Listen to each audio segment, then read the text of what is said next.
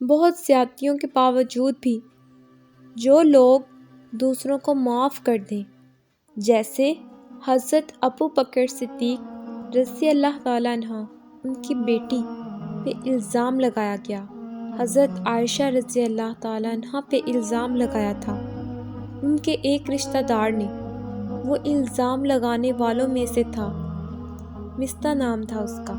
حضرت ابو بکر صدیق رضی اللہ تعالیٰ عنہ غصے میں آ گئے کہ اس نے ایسا کیا ہے۔ انہوں نے کہا اب میں اس کو کچھ نہیں دوں گا۔ اللہ تعالیٰ نے آیت نازل کی سورہ نور کی کہ آپ نہیں چاہتے کہ اللہ آپ کو معاف کرے تو آپ بھی لوگوں کو معاف کریں۔ تو نہ صرف یہ کہ دوبارہ دینا شروع کر دیا بلکہ اس سے بھی زیادہ دینا شروع کر دیا۔ تو اسلام میں جو حکم ہے ایمان والوں کے لیے، اگر ایمان والا بننا ہے تو اس کا تقاضا ہے لوگوں کو معاف کرنا، غصے کو کنٹرول کر جانا، جتنا کر سکتے ہیں۔ یو کین ٹرائی، واللہ یحب المحسنین، اور بے شک اللہ محبت کرتا ہے محسنین سے۔ محسنین کہتے ہی اسے ہیں who do something extra، excellence والے۔ یہ جو احسان کا درجہ ہے، اسلام میں ایمان کے اوپر کا درجہ احسان ہے۔ جیسے پروفٹ صلی اللہ علیہ وآلہ وسلم سے جبرائیل نے پوچھا اسلام کیا ہے؟ وہ جو حدیث جبرائیل ہے، ایمان کیا ہے؟ تو پوچھا احسان کیا ہے؟ تو آپ صلی اللہ علیہ وآلہ وسلم نے احسان کا بتایا کہ تم ایسی نماز پڑھو جیسے اللہ کو دیکھ رہے ہو، اگر یہ نہیں تو یہ جان لو کہ اللہ تمہیں دیکھ رہا ہے، یعنی ایکسیلنس ریچ کرتے جاؤ۔ تو ایکسیلنس یہی ہے، ان لوگوں کو معاف کرنا جنہوں نے زیادتی کی، جنہوں نے دکھ دیا، یہ ایکسیلنس ہے۔ ان لوگوں کو معاف کرنا جنہوں نے آپ کو معاف کر دیا، یہ تو ایکسیلنس نہیں ہے، یہ تو ٹٹ فار ٹیٹ ہے کہ چلو اس نے معاف کر دیا، میں نے بھی اسے معاف کیا۔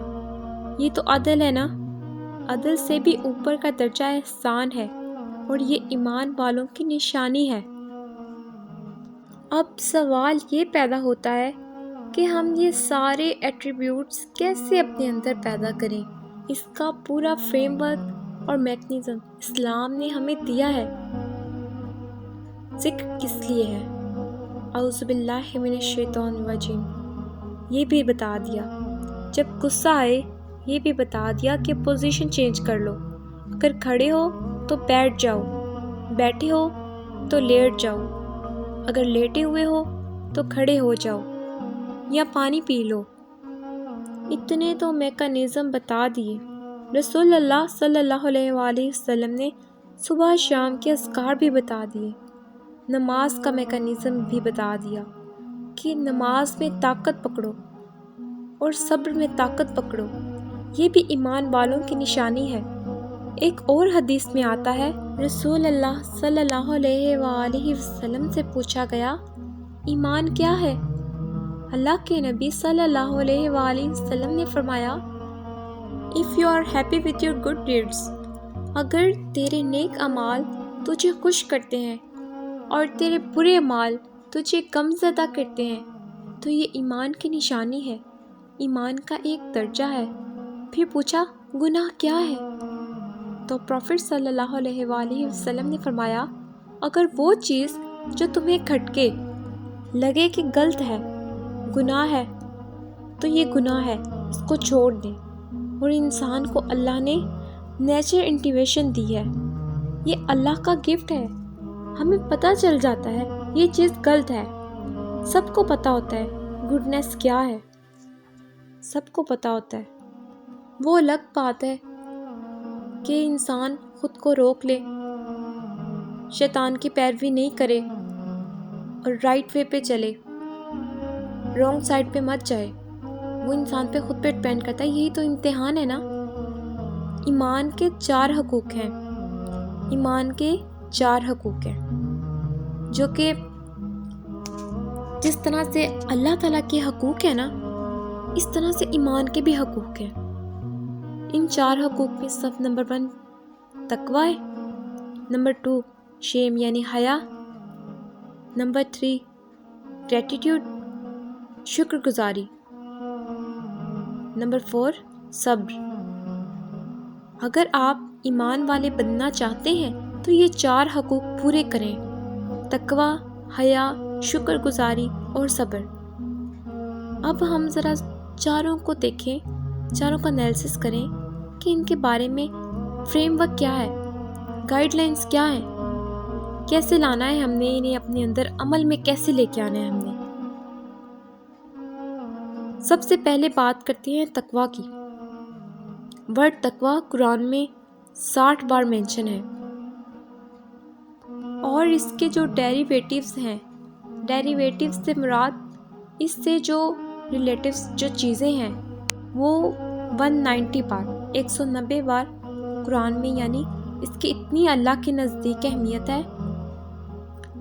جمعے کے خطبے میں بھی تقوی کی نصیحت کی جاتی ہے، سورۃ آل عمران کی آیت پڑھی جاتی ہے، سورۃ الاحزاب کی آیت پڑھی جاتی ہے، سورہ حشر کی آیت پڑھی جاتی ہے۔ خطبہ نکاح میں بھی سنا ہوگا آپ نے کہ اس میں بھی کس طرف تلقین کرائی جاتی ہے، تقوی کی طرف کرائی جاتی ہے۔ سورہ نساء کی ورس نمبر 1 پڑھی جاتی ہے، یہ چاہے کسی بھی اسکول آف تھاٹ کے مطابق پڑھا جائے۔ تقوی از دا بیسک ایلیمنٹ جس کے تھرو ہیومن سوسائٹی چلتی ہے۔ اے لوگو جو ایمان لائے ہو، ایمان کا تقاضا کیا ہے، اللہ اور رسول سے آگے نہ بڑھو۔ ایمان لائے ہو تو پھر سبمٹ کرو، ادروائز نام کا مسلمان ہونا ہی کافی تو نہیں نا۔ تو تقوی سے سوسائٹی بلڈ ہوتی ہے، تقوی سے ریلیشنز اسٹرونگ ہوتے ہیں، ریلیشنز بلڈ ہوتے ہیں۔ اگر تقوی نہیں ہے ریلیشنز میں یا سوسائٹیز میں تو اینیمل سوسائٹی ہے، ویک رہے گا، پاورفل رہے گا۔ تقوی کا معیار بہت بلند ہے اللہ کے نزدیک۔ تقوی تو یہ ہے کہ تیرا خدا تجھے وہاں نہ پائے جہاں اس نے منع فرمایا۔ متقی وہ لوگ ہیں جو خدا کی راہ میں خرچ کرتے ہیں اور غصہ کو روک لیتے ہیں، غصے کو کنٹرول کرتے ہیں۔ خود کا موازنہ کرنا چاہیے۔ جب کبھی آپ خود کا موازنہ کرنا چاہو تو دیکھو کہ اللہ پاک نے آپ کو کن کاموں میں لگا رکھا ہے۔ کیا آپ وہ کام کرتے ہیں جن کا اللہ نے حکم دیا ہے، یا وہ کام کرتے ہیں جو اللہ نے منع فرمائے ہیں؟ آپ کی مصروفیت کیا ہے؟ اپنی نمازوں اور تہجد کے سجدوں کو بچا لو، اپنے صبر اور اپنی نیکی کو بچا لو۔ دعا مانگنے والوں میں سے رہو۔ اللہ کی حکمت جان نہیں سکتی تو اس کے غلط ہونے کا دعویٰ بھی نہ کرو۔ اللہ کو مت بتاؤ کہ اس نے تمہیں کیا دینا ہے، اس کو مت جتاؤ کہ اس نے تمہیں کیا کیا نہیں دیا، اسے مت سناؤ کہ وہ نہیں سنتا۔ اس کے لیے اپنی طرف سے کوئی جھوٹ مت گڑھو، یہ کفر ہے۔ اللہ کے بندے کفر نہیں کیا کرتے۔ تقوی اختیار کرو۔ بے شک متقی وہ لوگ ہیں جو خدا کی راہ میں خرچ کرتے ہیں۔ متقی وہ لوگ ہیں جو اللہ تعالیٰ کو ناراض نہیں کرتے۔ متقی وہ لوگ ہیں جو ہر کام سوچ سمجھ کے کرتے ہیں کہ یہ اس میں اللہ کا حکم شامل ہے، اس میں اللہ کی رضا شامل ہے یا نہیں۔ تو متقی بنیے۔ بے شک اللہ متقین کو اجر عطا کرنے والے ہیں۔ متقین ایمان والوں کی صفت ہے۔ قرآن پاک میں متقین ایمان والوں کو کہا گیا ہے، تقوی اختیار کرنے والے لوگ۔ اللہ قرآن پاک کی 2 آیہ میں ہی اس کا سٹارٹ میں ذکر ہے، ذالک الکتاب، یہ وہ کتاب ہے، لا ریب، نہیں کوئی شک، فیہ، اس میں، ھدی، ہدایت ہے، للمتقین، پرہیزگاروں کے لیے، متقین کے لیے، کہ یہ قرآن پاک وہ کتاب ہے جس میں ہدایت ہے، متقین کے لیے ہدایت ہے۔ جو لوگ اللہ کے احکامات کو ماننے والے ہیں، اللہ کے احکامات پہ چلنے والے ہیں، پرہیز کرنے والے ہیں، اس میں ان لوگوں کے لیے ہدایت ہے۔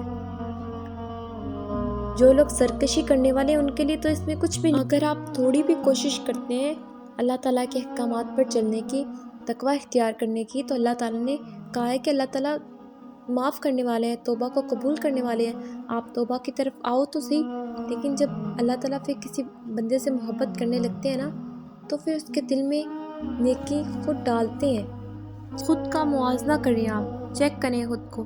جب کبھی آپ خود کا موازنہ کرنا چاہو کہ اللہ پاک آپ سے راضی بھی ہے کہ نہیں، تو رات کی تنہائی میں دھیان لڑاؤ کہ پورے دن میں کتنی دفعہ آپ کی زبان پہ نام محمد صلی اللہ علیہ وآلہ وسلم آیا ہے، کتنی دفعہ درود پاک پڑھا گیا، کتنی دفعہ آپ سے دن بھر میں وہ جو اللہ رب العزت ہے نا، کبھی کسی ایسے انسان کی زبان پہ اپنے محبوب کا نام آنے ہی نہیں دیتا جس سے وہ ناراض ہو، دنیا داری میں الجھائے رکھتا ہے، انہیں ہر وقت دنیا کے مصروفیات میں اتنا بزی ہو جاتے ہیں، اتنا دنیا کی بھاگ دوڑ میں ان کو کوئی خیال نہیں آتا، ان کے کبھی زبان پہ درود پاک بھی پڑھنے کی انہیں دن میں فرصت نہیں پڑتی۔